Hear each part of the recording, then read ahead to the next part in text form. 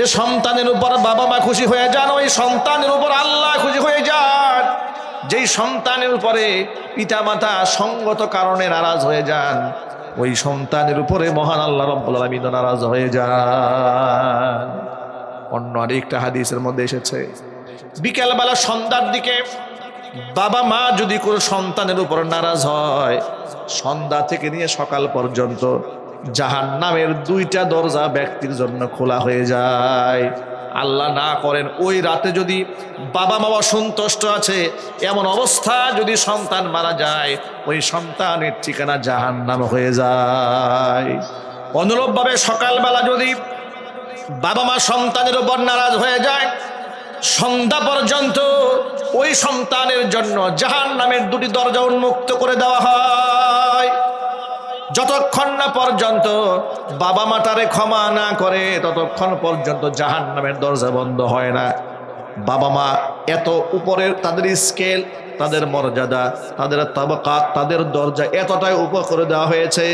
কোরআন মাজিদের একাধিক আয়াতের মধ্যে আল্লাহ তাআলা নিজের হকের পর পরে বাপ মার হক তুলে ধরেছে। বাবা মার মর্যাদা ইসলামের দৃষ্টিতে অনেক অনেক অনেক উপরে।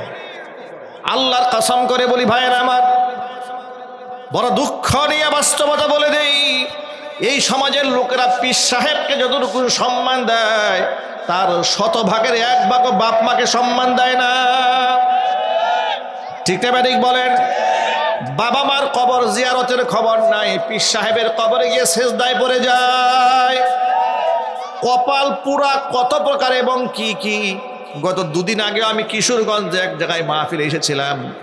ওই এলাকার মধ্যে মাহফিলে যাওয়ার পর দেখলাম মেইন গেটে, আমার কাছে ছবি তোলা আছে, বিশাল একটা গেট, সেখানে লেখা আছে, দেখি ছবিটা এখনো কালেক্টেড থাকার কথা।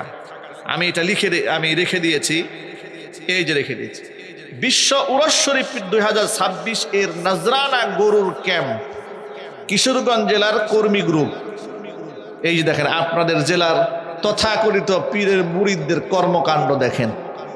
তারা বাবার দরবারে গরু নিয়ে যাবে, কি নিয়ে যাবে জোরে বলেন?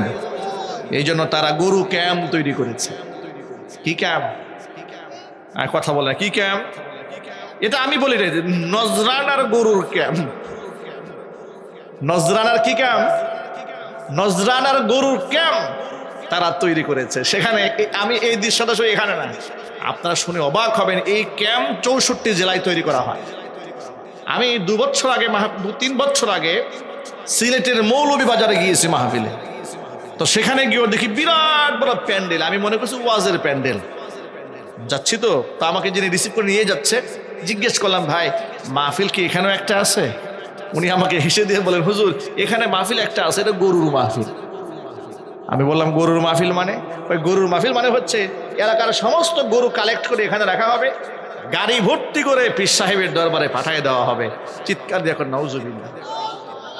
এই যে দেশের মানুষ পীরের জন্য জীবনটাই উৎসর্গ করে দিয়েছে। আহারে, হক্কানি আলেমদের সান্নিধ্য গ্রহণ করেন, হক্কানি পীরের কাছে যান। আমরা নিষেধ করি না, বরং আমরা উদ্বুদ্ধ করি। ঠিক না ঠিক বলেন? আল্লাহর ওলি যারা, তাদের সান্নিধ্য গ্রহণ করেন। আল্লাহর ওলিরা কোনোদিন আপনার কাছে গরু চাবে না, আপনার কাছে ছাগল মান্য চাবে না। আল্লাহর ওলিরা আপনার জীবনটা বদলায় দেবে। আল্লাহর ওলিরা আপনাকে সুন্নত শেখাবে। আল্লাহর ওলিরা আপনার স্ত্রীকে পর্দা শেখাবে। আল্লাহর ওলিরা আপনার সন্তানকে নামাজি হতে উদ্বুদ্ধ করবে। আর আপনি যার কাছে গরু পাঠিয়েছেন, খোঁজখবর নিয়ে দেখেন ওই পীর সাহেব নিজেও নামাজ পড়ে, ওর বউ নামাজ পড়ান। কথা বলে না কেন?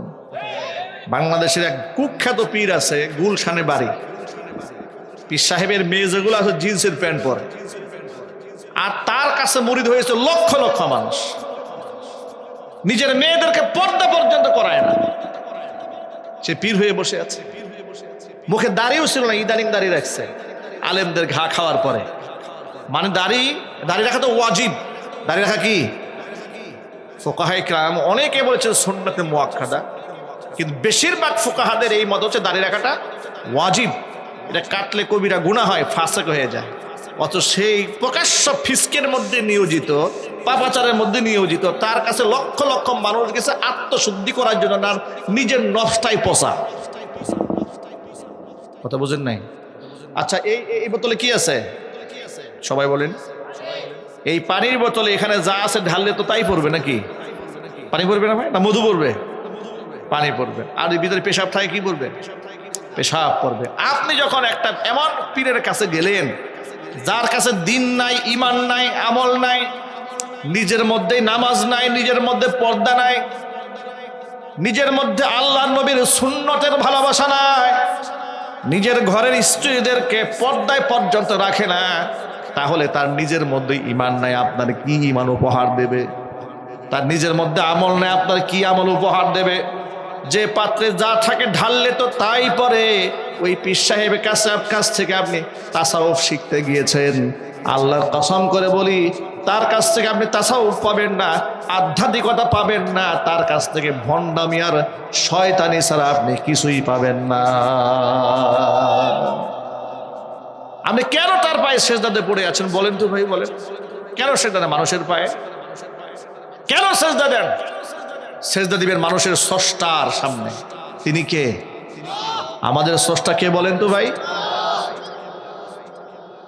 আচ্ছা, আপনারা যে রোগে শোকে পড়লে দৌড়ায় দরবারে গেছেন যে বাবা আমার তো এই সমস্যা হয়েছে, একটু ব্যবস্থা করেন আপনি, নাউজুবিল্লাহ, কিন্তু আপনি কি খবর রাখেন আপনার এই বাবা অসুস্থ হলে সিঙ্গাপুরে যায় অসুস্থ চিকিৎসা করার জন্য? ঠিক না ঠিক বলেন? পীর সাহেব কোথায় যায়? মুরিদের টাকা নিয়ে সিঙ্গাপুরে চিকিৎসা করাতে যায়, আর মূর্খ মুরিদরা পীর সাহেবের কাছে চিকিৎসার জন্য। ভণ্ডামির পার্থক্যটা কোন জায়গায়? আল্লাহর ওলিদেরকে আমরা কখনো অবজ্ঞা করি না, কিন্তু আল্লাহর ওলিরা বেনামাজি হয় না, আল্লাহর ওলিরা বেসারা হয় না, আল্লাহর ওলিরা ভণ্ডামি করে না, নাচ গান করে না, আল্লাহর ওলি রসুলের সুন্নাহ জিন্দা করে। কথা বলতে হবে, ঠিক না বেঠিক?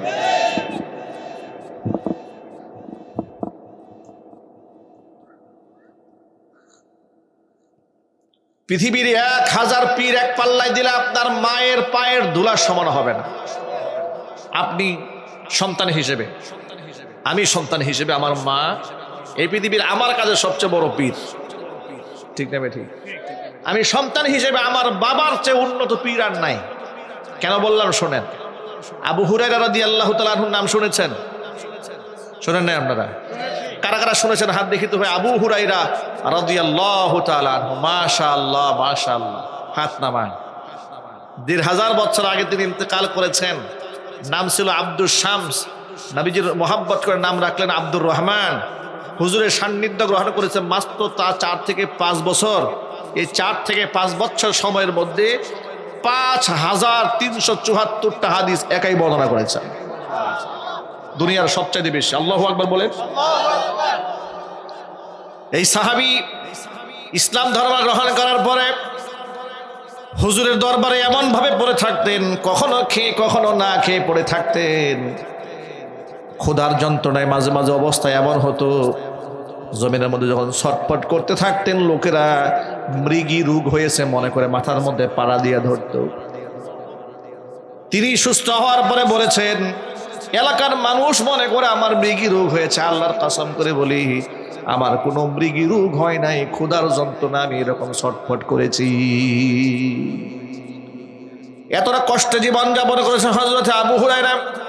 তিনি বলেন আনসারী সাহাবা ইকরাম তারা তো ক্ষেত খামারে কাজ করতেন, অনেক সময় রাসূলের সান্নিধ্য গ্রহণ করে বেশি হাদিস গ্রহণ করতে পারতেন না। আবার মুহাজির যারা ছিলেন তারা ব্যবসা বাণিজ্য পরিচালনা করতেন। কিন্তু আমি এমনই একজন ব্যক্তি, আমার কোনো কাজকর্ম নাই, আসহাবুস সুফফা ছিলাম।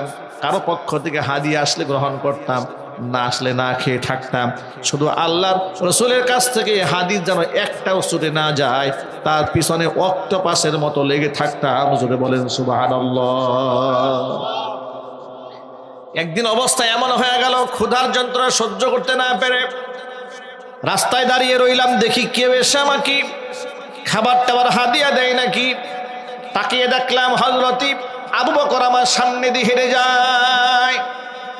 আবু বকরকে সালাম দিলাম, কোরআন শরীফের একটা আয়াত তেলাওয়াত করে আয়াতের মর্মার্থ জিজ্ঞেস করলাম। আসলে আয়াত দিয়ে মর্মার্থ উদ্দেশ্য আমার ছিল না জানা, উদ্দেশ্য ছিল আমার ক্ষুধার্ত চেহারা দেখে আবু বকর যেন আন্দাজ করতে পারেন আমি ক্ষুধার্ত। আবু বকর আমার সালাম নিলেন, সালামের জবাব দিলেন, এবং আমি যে প্রশ্ন করেছি প্রশ্নের জবাব দিয়ে চলে গেলেন। কিন্তু আমি কেন দাঁড়িয়ে আছি এটা তিনি বুঝলেন না। দাঁড়িয়ে আছি, দেখলাম হযরত উমর এলেন, সালাম দিলাম, প্রশ্ন করলাম, উত্তর দিয়ে চলে গেলেন। আমার ক্ষুধার্ত চেহারা দেখে আমার মনোভাব বুঝতে পারলেন না। অপেক্ষায় রইলাম, দেখি আর কেউ আসে নাকি। অনেকক্ষণ তাকিয়ে থাকার পরে দেখলাম সাধারণ কোনো মানুষ নন, আমার চোখের সামনে হাজিরা দিচ্ছেন দু জাহানের বাদশা রাহমাতুল্লিল আলামিন বিশ্বনবী মুহাম্মদ রাসূলুল্লাহ সাল্লাল্লাহু আলাইহি ওয়াসাল্লাম। হুজুরকে আমি সালাম দিলাম, কোনো মাসালা জানার প্রশ্ন করার সুযোগই পেলাম না। নবীজি আমার চেহারা দেখে বুঝতে পারলেন আমি আবু হুরায়রা বড্ড ক্ষুধার্ত। হুজুর বলেন, আবু হুরায়রা তুমি আমার সাথে আমার বাড়ি চলো। আল্লাহু আকবার বলেন। অপরটা ভাই আরেকটু ভলিউম দেন, ভিতরে প্যান্ডেল একটু ভলিউম দেন। আবু হুরায়রা বলেন, আমি রাসূলের সাথে হুজুরের ঘরের সামনে গেলাম, হুজুরাখানায়। ইতিমধ্যে পর্দার আয়াত নাজিল হওয়ার কারণে রাসূল প্রথমে আমাকে ঘরে ঢোকার পারমিশন দিলেন না। আমি বাহিরে দাঁড়িয়ে আছি, হুজুর ঘরে ঢুকলেন। ঢোকার পরে কিছুক্ষণ পরে আমাকে ঘরে ঢোকার পারমিশন দিল। আমি ঢুকলাম, গিয়ে দেখি রাসূলের ঘরে ছোট্ট একটা পিয়ালার মধ্যে একটু দুধ দেখা যাচ্ছে, দুধ।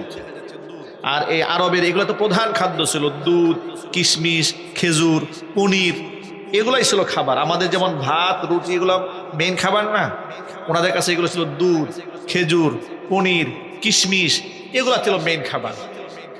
তো সামনে দুধ দেখে আবু হুরায়রা বলছেন যে আমার মনে খুব তৃষ্ণা জেগে উঠলো। আমি মনে মনে ভাবলাম নিশ্চয় আমার রাসূল আমাকে এখন দুধ পান করার সুযোগ দিবেন। কিন্তু আল্লাহর নবী ঘরের বিবিকে জিজ্ঞেস করলেন, এই দুধ কোথা থেকে এলো, কে দিয়েছে দুধ? কেউ হাদিয়া দিয়েছে নাকি যাকাত সদকা এসেছে? যদি সদকা আসে তাহলে রাসূল সদকা গ্রহণ করতেন না, গরিবদেরকে দিয়ে দিতেন। যদি হাদিয়া আসতো, হাদিয়া নবী নিজে গ্রহণ করতেন, সাহাবীদের মধ্যে বন্টন করে দিতেন।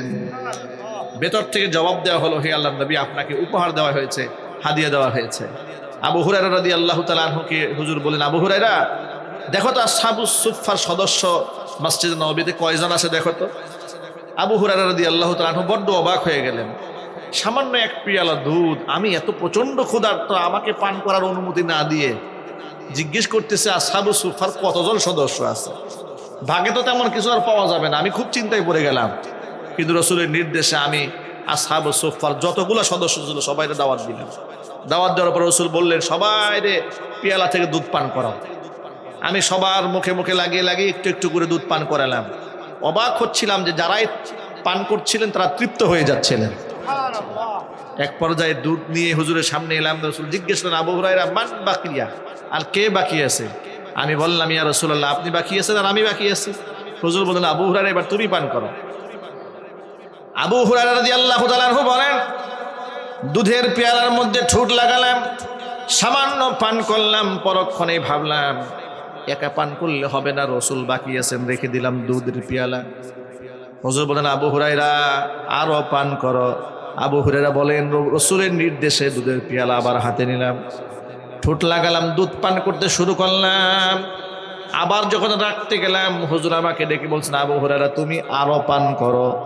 আবু হুরায়রা বলছেন, ও নবীজি, আল্লাহর কসম করে বলি আমি আবু হুরায়রার পেটের মধ্যে আর সামান্যতম জায়গা খালি নাই। আবু হুরায়রা বলছেন, আমি অবাক বিস্ময়ে তাকিয়ে দেখি রুমের মধ্যে ঢুকার পরে পিয়ালায় যতটুকু দুধ ছিল সমস্ত সাহাবায়ে কেরাম আমি নিজে সহ পরিপূর্ণ তৃপ্ত হওয়ার পরে পিয়ালায় ততটুকু দুধ এখনো বাকি আছে। এটা ছিল আল্লাহর নবীজির মুজিজা। চিৎকার দিয়ে এখন আল্লাহু আকবার। এত কষ্ট করে সাহাবায়ে কেরাম হাদিস গ্রহণ করেছেন, আর সেই হাদিস আজকে আমাদের সমাজে খুবই অবমূল্যায়িত। খুব একটা দাম দেওয়া হয় না, মর্যাদা দেওয়া হয় না, খুব একটা কদর করা হয় না। যার যেভাবে মনে চায় সে হাদিস বলে। এত সহজ নয় হাদিস বলা।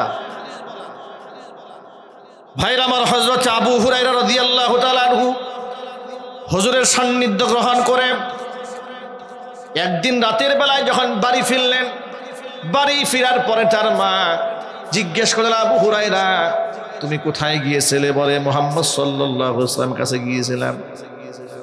হুজুরের নাম শোনা মাত্র মা রেগে তাকে মারতে শুরু করেছে, গালমন্দ শুরু করেছে। কারণ কি? মা মুসলমান হয় না, মুশরিকা। তা আবু হুরায়রার অন্তরে হুজুরের যে মহব্বত আছে, সেটা কি একটা মুশরিক মায়ের অন্তরে আছে? সেই মহব্বত নাই, সেই ভালোবাসাও নাই, সেই সম্মানও নাই। আবু হুরায়রাকে পিটিয়েছে, মেরেছে। আবু হুরায়রা রাদিয়াল্লাহু তাআলা আনহু রাসূলের কাছে এলেন। হুজুরের কাছে এসে বলে, ইয়া রাসূলুল্লাহ, ইয়া হাবিবাল্লাহ। আবু হুরায়রা রাদিয়াল্লাহু তাআলা আনহুর চোখের পানি দেখে নবীজি জিজ্ঞেস করলেন, মা ইউবকিকা ইয়া আবা হুরায়রা, ইয়া আবু হুরায়রা তুমি কেন কান্না করো, কোনো অসুবিধা হয়েছে নাকি? বলে, ইয়া রাসূলুল্লাহ, আমার মা আমাকে মেরেছে। হুজুর বলেন, মা মেরেছে, নিঃসন্দেহে মায়ের সাথে কোনো বিয়াদবি না করলে তোমার মা তো তোমাকে মারার কথা নয়, কারণ তুমি তো ছোট মানুষটা যে তোমাকে মা তোমাকে এমনিতেই মেরেছে, নিশ্চয়ই বড় ধরনের কোনো গোস্তাখি করে তো বিয়াদবি করেছে। তিনি বলে, ইয়া রাসূলুল্লাহ, মায়ের সাথে আমি কোনো গোস্তাখি করিনি। তা মারলো কেন? মেরেছে। আমি ঘরে গেলাম, জিজ্ঞেস করলো দেরি হলো কেন? বলেছি রাসূল পাক সাল্লাল্লাহু আলাইহি ওয়াসাল্লামের সান্নিধ্য থেকে আসতে আমার দেরি হয়েছে, আমার মা মুশরিকা, আপনার নাম শোনা মাত্র তেলে বেগুনে জ্বলে উঠেছে, আমাকে মারতে শুরু করেছে, গালমন্দ করা শুরু করেছে। রাসূল বললেন, ও মা তোমাকে মেরেছে, মায়ের বিরুদ্ধে আমার কাছে নালিশ নিয়ে আসছো? তোমার মায়ের বিচার করার অধিকার আমি মুহাম্মদ সাল্লাল্লাহু আলাইহি ওয়াসাল্লামের নাই। সুবহানাল্লাহ, একটু জোরে বলেন।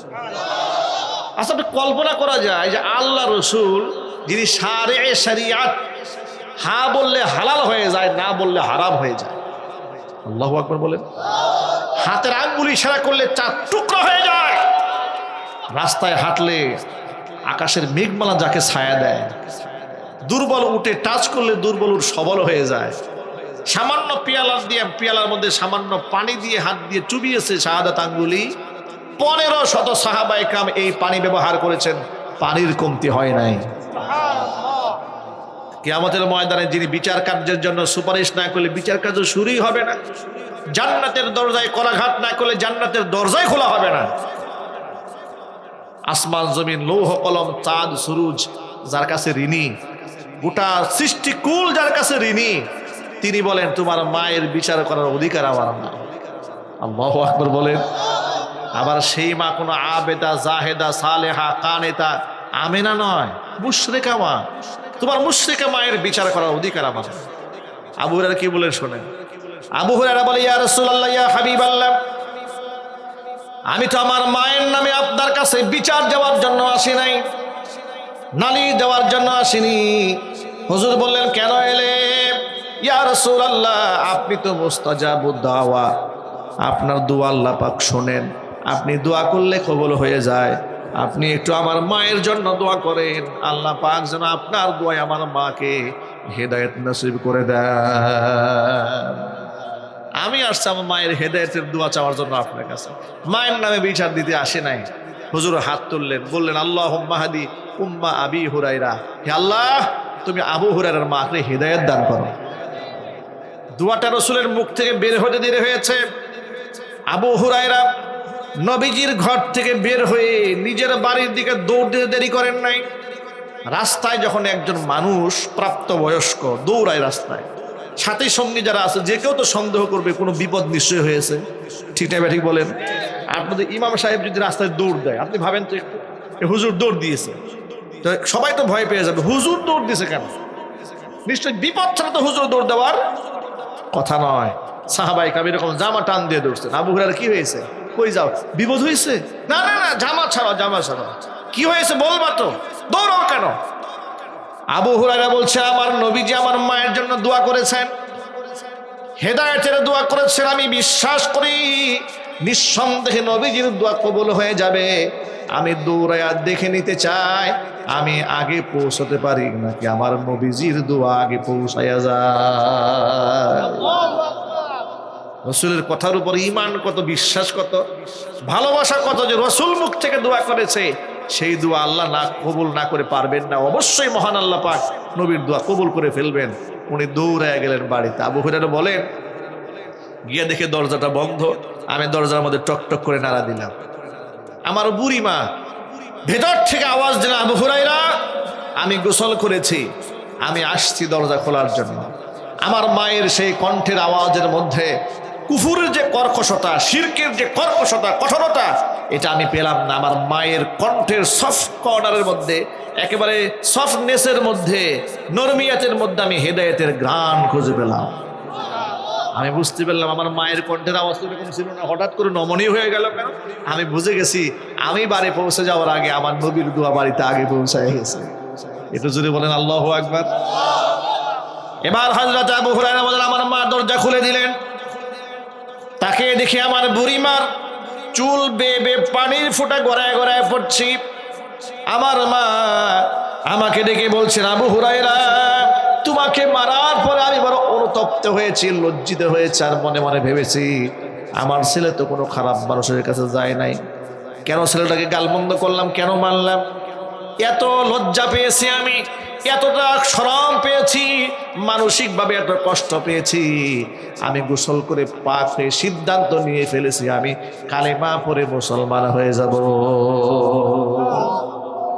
আবু হুরায়রাকে সাক্ষী রেখেই মা কালেমা পড়ে মুসলমান হয়ে গেলেন।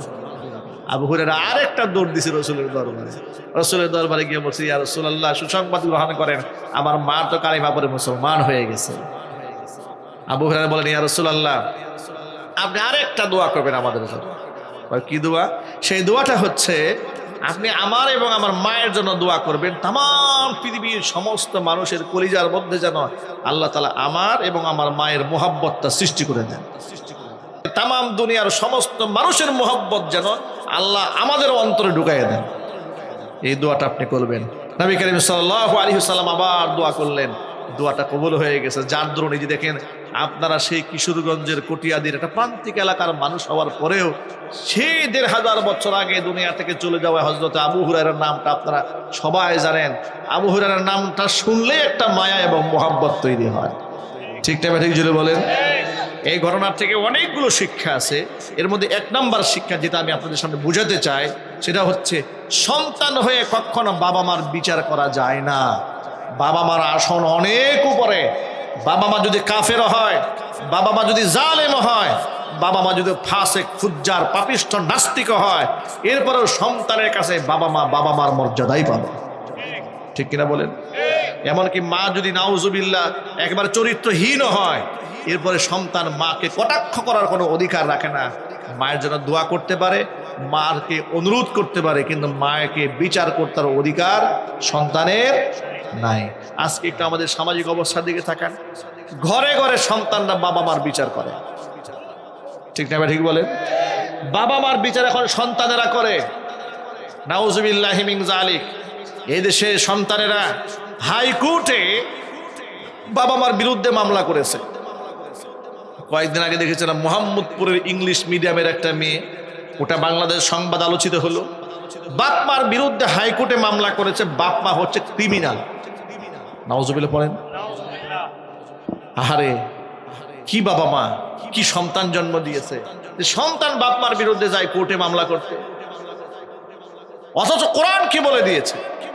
কোরআন বলে দিয়েছে, ওয়াকাদা রাব্বুকা আল্লা তা'বুদু ইল্লা ইয়াহু ওয়া বিল ওয়ালিদাইনি ইহসানা ইম্মা ইয়াবলুগান্না ইনদাকাল কিবারা আহাদুহুমা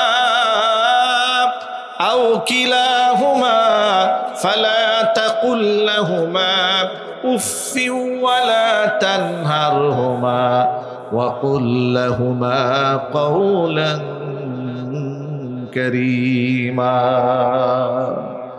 তোমার রবের নির্দেশ হলো একমাত্র ইবাদত করবে আল্লাহর। একটু জোর আওয়াজে বলতে হবে, ইবাদত হবে কার? আল্লাহ ছাড়া কারো সামনে মাথা নত করব না, আল্লাহ ছাড়া কারো কাছ থেকে সাহায্য চাইব না। ভালো মন্দের মালিক একমাত্র আল্লাহকেই মনে করব। কোনো দয়াল বাবা, কোনো কেবলা কাবা, কোনো ফজল পাগলা আছে না নাই জোরে বলেন? এগুলাকে নিজের ভালো মন্দের মাপকাঠি মানা যাবে না। আমার ভালো মন্দের মালিক একমাত্র আল্লাহ রব্বুল আলামিন। এই কথাটা যেন আমার অন্তরে এমন ভাবে থাকে যে আমাকে জবাই যদি করে আমি শহীদ হয়ে যাব, কিন্তু ঈমানের ক্ষেত্রে কম্প্রোমাইজ করব না, ইনশাআল্লাহ বলেন। অনেক বছর আগে, তখন আমার পার্সোনাল গাড়ি ছিল না, রেন্টেকার সেন্টার থেকে একটা গাড়ি ভাড়া করে ময়মনসিংহ যাচ্ছি মাহফিলে। গাজীপুর থেকে ময়মনসিংহের উদ্দেশ্যে রওনা হওয়ার পরে গাজীপুরের সীমানা রয়েছে আপনার আমাদের গাজীপুর থেকে রাজেন্দ্রপুর ক্যান্টনমেন্টের আগ দিয়ে। হঠাৎ করে আমার গাড়ির ড্রাইভার, যাকে আমি নিয়ে রওনা হয়েছি, কোনটা গাড়ি ব্রেক দিয়ে আমাকে বলছে, হুজুর একটু বসেন, আমি আসতেছি। রাস্তায় গাড়ি ব্রেক করলো, এরপরে তিনি বের হলেন। আমি বাম্পে তাকায় দেখি যায় কই, তাকায় দেখি পাশে একটা মাজার আছে, আপনার ফসি পাগলার মাজার। তা সেখানে গেলেন, সেখানে গিয়ে বেশ কিছু টাকা সেখানে দিলেন, দিয়ে স্টিয়ারিংয়ে বসলেন। আমি জিজ্ঞেস করলাম, ভাই কোথায় গেলেন? কৌতূহলবশত জিজ্ঞেস করলাম, ইচ্ছা করে। কি করলেন? বলে, হুজুর আমি তো যেই উস্তাদের কাছ থেকে ড্রাইভিং শিখেছি, আমার উস্তাদের একটা নসিহত পালন করলাম। আমার উস্তাদ বলেছে চলার পথে কোনো মাজার টাজার দেখলে টাকা টোকা না দিয়ে যাইও না। আমি বললাম কারণ? বলে, হুজুর আমাকে উস্তাদ বলে দিয়েছে মাজারে টাকা টোকা দিলে রাস্তাঘাটের দুর্ঘটনা থেকে বাঁচা যায়, আর অলিদের মাজারে টাকা টোকা না দিলে রাস্তাঘাটের চাক্কা পাঞ্চার হয়ে যায়, চাক্কা চোকা ফুটে যায়। নাউজুবিল্লাহ। এখন চিন্তা ভাবনা করলাম, এইরকম শিরকি আকীদার মানুষ ড্রাইভার গাড়ি চালাই যাচ্ছে। তাহলে বললাম, আমি অনেক নসিহত যা করার ব্যক্তিগত করলাম, কিন্তু এই যে ভাইরাস তার মাথার মধ্যে ঢুকছে যে পীর সাহেবের মাজারে কিংবা তথাকথিত কবরে টাকা টোকা না দিলে চাক্কা চোক্কা উল্টায় যাবে, অ্যাক্সিডেন্ট হবে, এই আকীদা কি ইমানি আকীদা, শিরকি আকীদা? আরো জোরে বলেন। এর কোনো বাবার ক্ষমতা আছে আপনার গাড়ি চাক্কা উল্টায় দেওয়ার? মালিককে, আল্লাহর কাছেই না আপনি পানাহ চাবেন, আল্লাহর কাছেই না আপনি সাহায্য চাবেন। আপনি গেছেন এই ফসি পাগলা, এই লোকে নামাজও পড়তো না, ল্যাংটা ছিল, ল্যাংটা। নাউজুবিল্লাহ পড়েন। কি ছিল? ল্যাংটা, নামাজ পড়ে না। এই ল্যাংটার পায়ে লোকেরা সেজদা দিয়ে বলেছে, যা সবকিছু ভিতরে খোলামেলা থাকলে কি হবে, ভিতরে অনেক মাল আছে। আস্তাগফিরুল্লাহ পড়েন। এগুলা বাংলাদেশে অহরহ আছে। আপনার যে কুমিল্লা চট্টগ্রাম অঞ্চলে এদিকে তো অভাব নাই। ওদিকে ল্যাংটা সুলাইমানের একটা মাজার আছে, নাম কি? ল্যাংটা সুলাইমানের মাজার। হ্যাঁ, এদিকেও আছে ল্যাংটা পাগলা মাজার।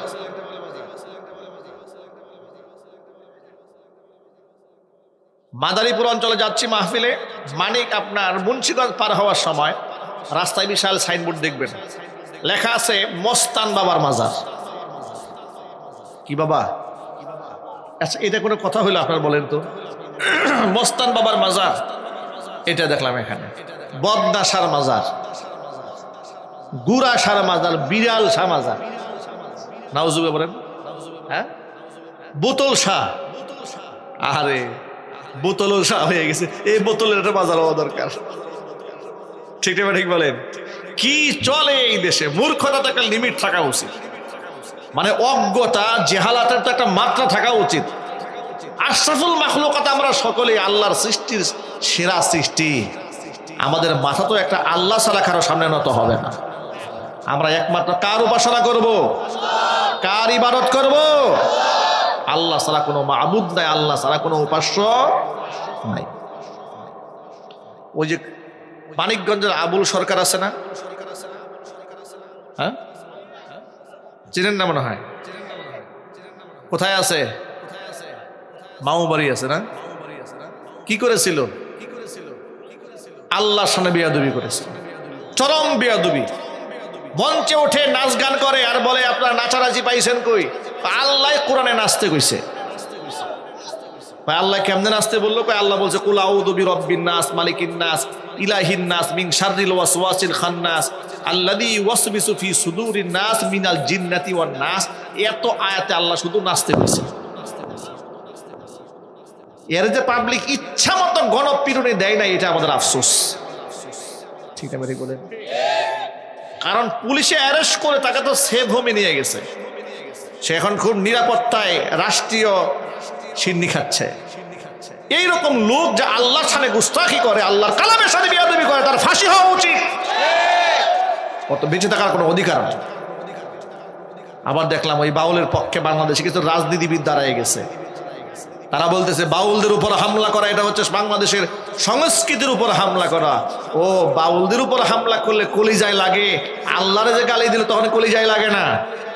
ঠিক না বেঠিক বলেন? বাউলদেরকেও গ্রেফতার করলে এদেশের বুদ্ধিজীবীদের মাথা নষ্ট হয়, অথচ খুনি হাসিনার আমলে শত শত আলেমদেরকে মিথ্যা মামলা দিয়ে জেলখানায় ঢুকাই দেওয়া হয়েছিল।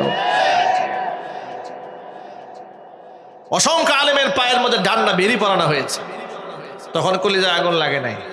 ওরা বাংলাদেশের আলেম ওলামা ইসলাম পন্থাকে সহ্য করে না, বরদাস্ত করতে চায় না। ওরা এই দেশ থেকে ইসলামকে মেটাবার জন্য কত চক্রান্ত করেছে। মাদ্রাসা জঙ্গি তৈরির কারখানা এরা বলেছে, বলে নাই? ওয়াজ মাহফিলের মধ্যে অশ্লীল কথাবার্তা হয়, এগুলো ওরা জাতীয় সংসদের দ্বারাই বলে নাই? ওয়াজ মাহফিলের মধ্যে নিষেধাজ্ঞা জারি করে নাই? এগুলা করেছিল কেন? ইসলামকে বিদায় করার জন্য। পেরেছে? যদি বলেন পেরেছে, আল্লাহ পাক ওদেরকে ঝাঁটা পিটাই করে দেশ থেকে তাড়িয়ে দিয়েছে। এই জন্য আমাদের বার্তা বড় স্পষ্ট, আল্লাহর দিন ছিল, আছে, থাকবে কিয়ামত পর্যন্ত। আল্লাহর দিনের পতাকাকে যারা নামাতে আসবে তাদেরকে আমরা জমিনের মধ্যে জিন্দা পুঁতে ফেলার জন্য প্রস্তুত হয়ে আছি ইনশাআল্লাহ। কারা কারা প্রস্তুত আমি দুহাত দেখতে চাচ্ছি।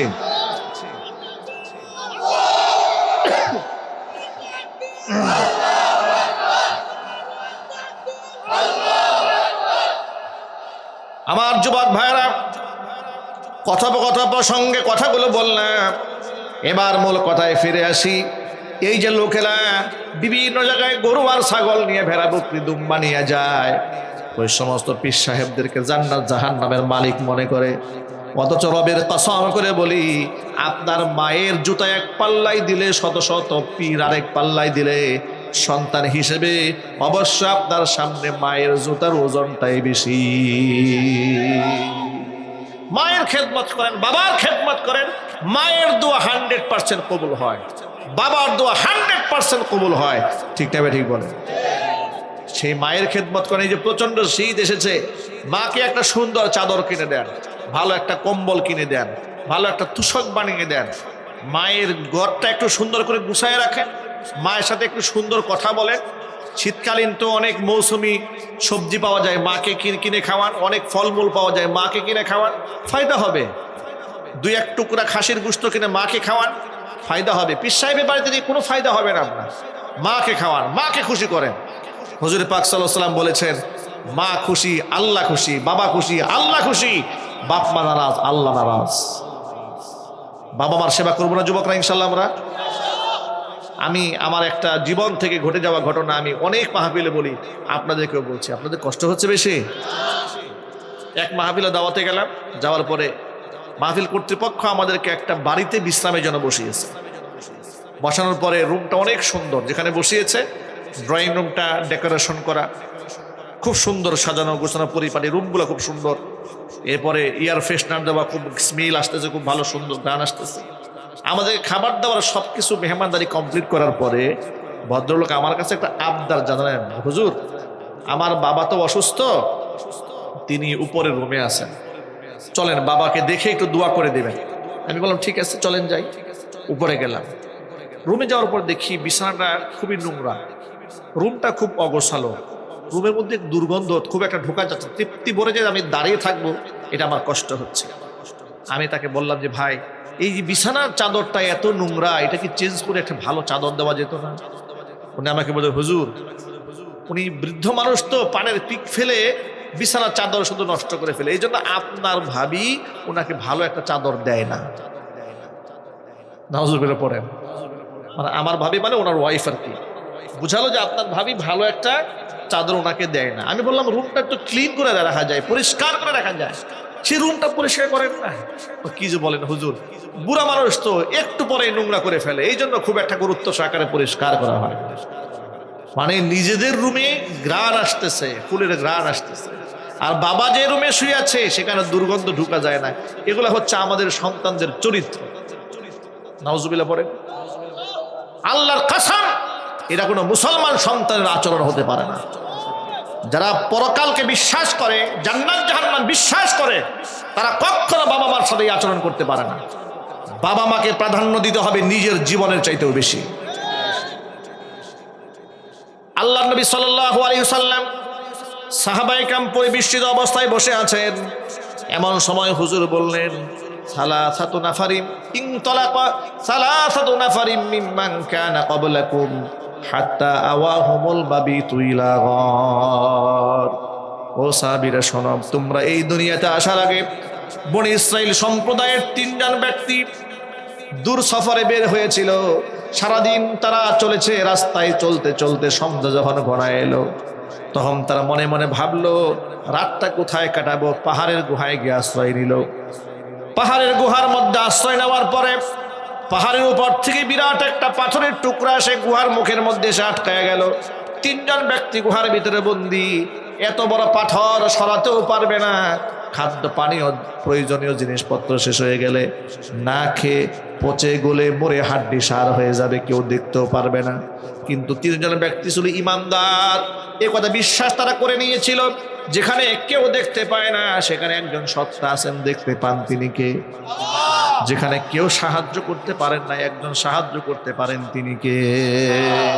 তারা 3 জনে মিলে পরামর্শ করলো যে আমরা আমাদের জীবনে যত ভালো কাজ করেছি, সমস্ত ভালো কাজের মধ্যে সবচেয়ে আল্লাহর জন্য ইখলাসের সাথে যে কাজটা করেছি, এমন একটা কাজ, এই কাজের বিনিময়ে আমরা প্রত্যেকে আল্লাহর কাছে পানাহা চাবো, আল্লাহ পাক যেন এই বিপদ থেকে আমাদেরকে বাঁচাইয়া দেন।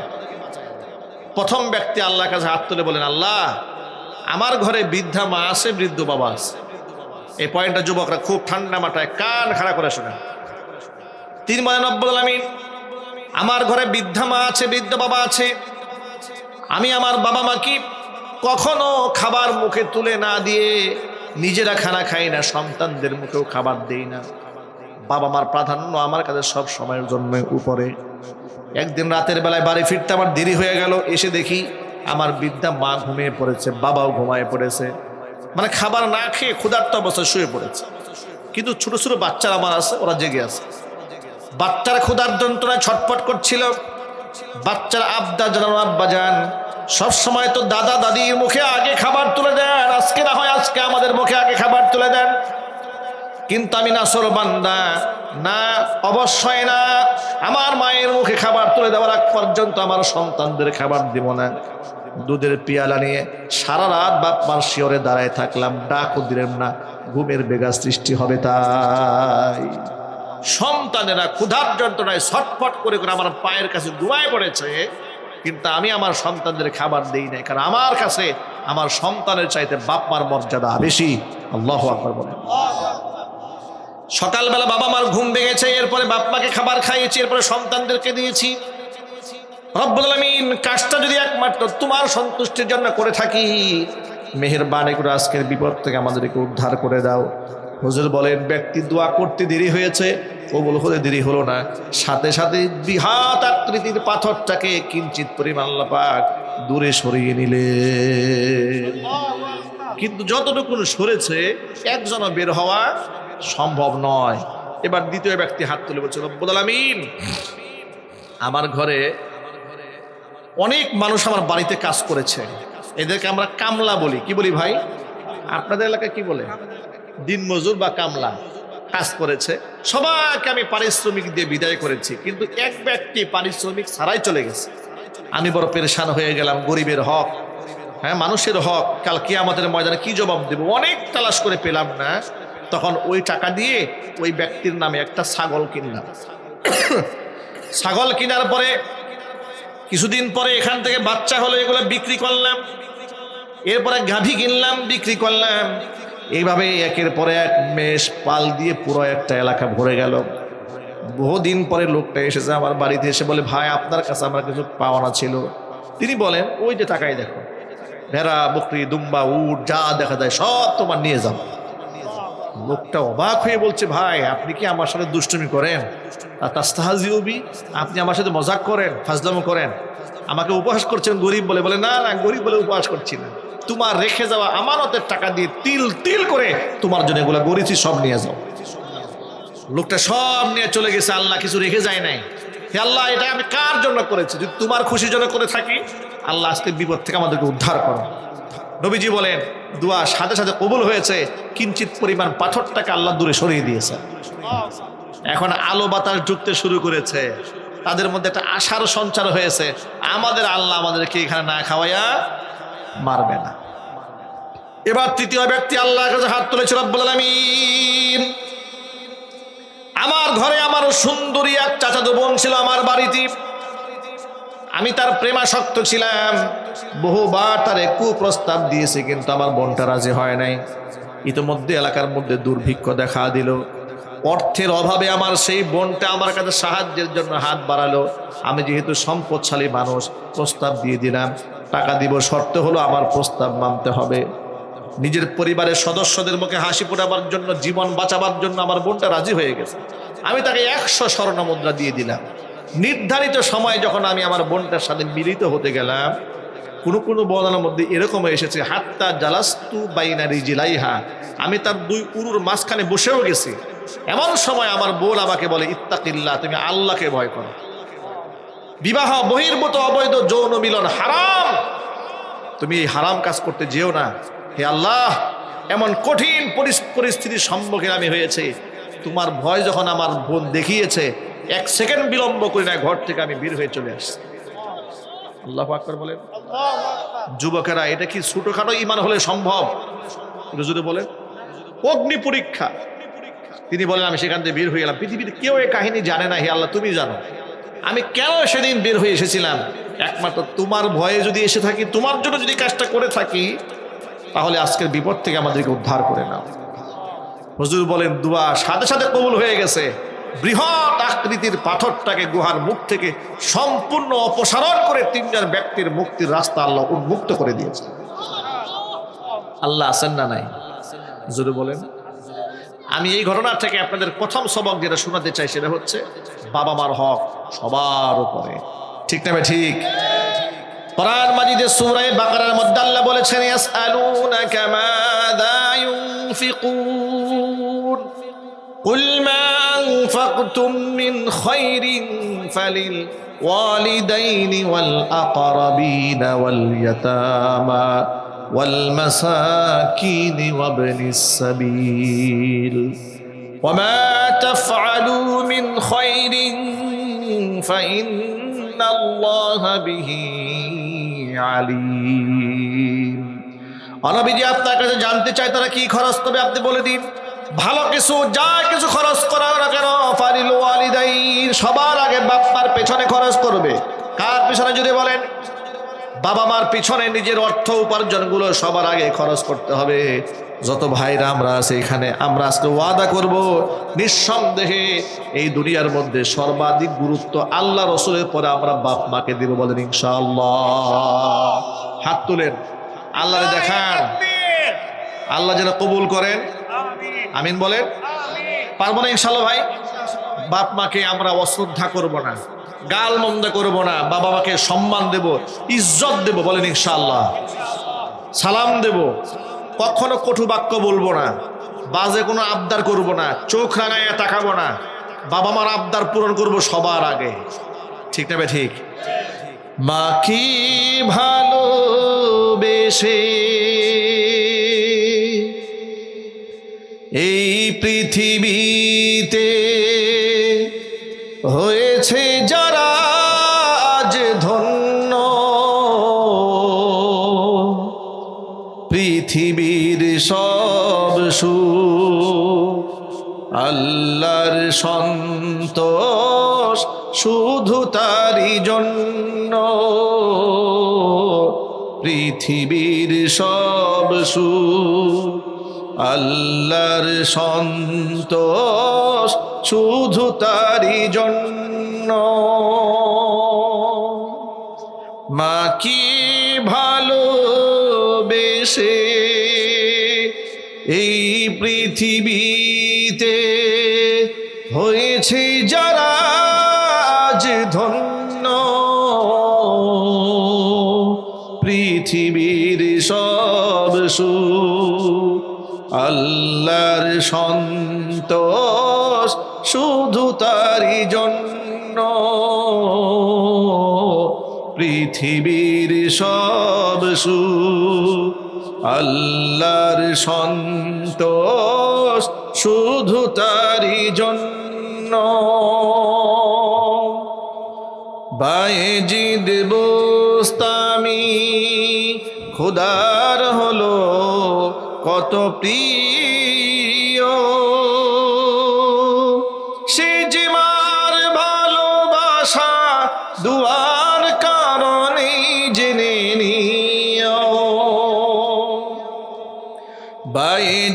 গোস্তামি খোদার হলো কত প্রিয়, সিজমার ভালোবাসা দুয়ার করনি জেনে নিও, মার ভালোবাসা পেলে খোদার রহম মেলে, মার ভালোবাসা পেলে খোদার রহম মেলে, হবে তুমি জগত অনন্য, পৃথিবীর সব সুখ আল্লাহর সন্তোষ শুধু তারই জন্য, পৃথিবীর সব সুখ আল্লাহর সন্তোষ শুধু তারই জন্য, মা কি ভালোবেসে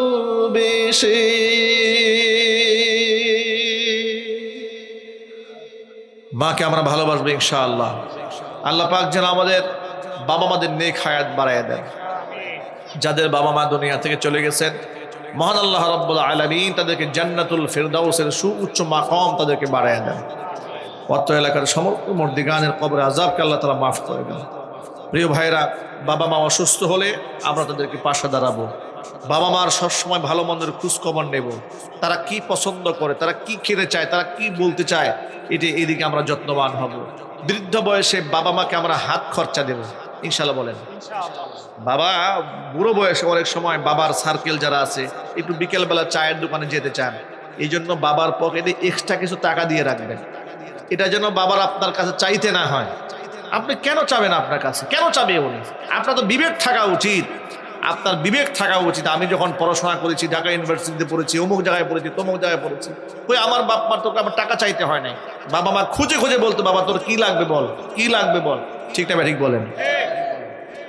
আমার ছোট্ট ছেলে আব্দুর রহমান আদিল 7 বছর বয়স, মাদ্রাসায় বোর্ডিংয়ে দিয়েছে। আজকেও বিকেল আসার সময় সাক্ষাৎ করে আসছে, নানান রকমের মজা চেয়েছে, সব কিনে দিয়ে আসছে। আবার বলে আসছে, বাবা তোমার কি লাগবে বলো তো, কি লাগবে বলো, তুমি কি চাও। বাবা হয়ে আমরা আমাদের সন্তানদের কাছে বারবার বলি তোমার কি লাগবে, তোমার কি লাগবে। এখন আমাদের বাবারা যখন বড় হয়ে গেছে, আমরা সন্তান কয়দিন বাবার আবদার পূরণ করেছি? আমরা কয়দিন জিজ্ঞেস কি করেছি, আব্বা আপনার কি খেতে মনে চায়, আপনার কি খেতে মনে চায়, কোথায় যেতে মনে চায়, কয়দিন জিজ্ঞেস করেছি? এগুলো আমরা জিজ্ঞেস করি নাই। এখন থেকে আজকের দিনের পর থেকে ইনশাল্লাহ আমরা বাবা মার খোঁজ খবর নেব এবং তাদেরকে হাত খরচা দেব। তারাও যেন খুব সম্মানের সাথে বন্ধু বান্ধবের সাথে একটু চায়ের আড্ডায় বসতে পারে। আপনার প্রতি তৃপ্তি সহকারে বলেন যে আমার ছেলে সবসময় আমাকে খরচ দেয়, আমার খোঁজ খবর নেয়, আমার ভালো মন্দর চেয়ে প্রাধান্য দেয়। এই একটা খুশি নিয়ে, তৃপ্তি নিয়ে যদি আপনার বাবা মা দুনিয়া থেকে বিদায় হয়, আল্লাহর জান্নাত আপনার জন্য ওয়াজিব। আর মনে কষ্ট নিয়ে যদি বাপ মা বিদায় হয়, আপনি মরার পরে 40 করেও লাভ হবে না। আর মরার পরে আপনি তার জন্য আপনি কি করবেন? দুনিয়া জিন্দা অবস্থায় লোকেরা বাপ মার চিকিৎসা করে না, কিন্তু মরার পরে 40 অনুষ্ঠান করে, লক্ষ লক্ষ টাকা খরচ করে। এমন নাফরমানি ওই দেশে আছে। আল্লাহ পাক যেন আমাদের সকলকে হেফাজত করেন। সকলে একটু জোরে বলেন আমিন। ইস্তিগফার করেন, আস্তাগফিরুল্লাহ রাব্বি মিন কুল্লি যামবি ওয়া আতুবু ইলাইহি ওয়া লা হাওলা ওয়া লা কুওয়াতা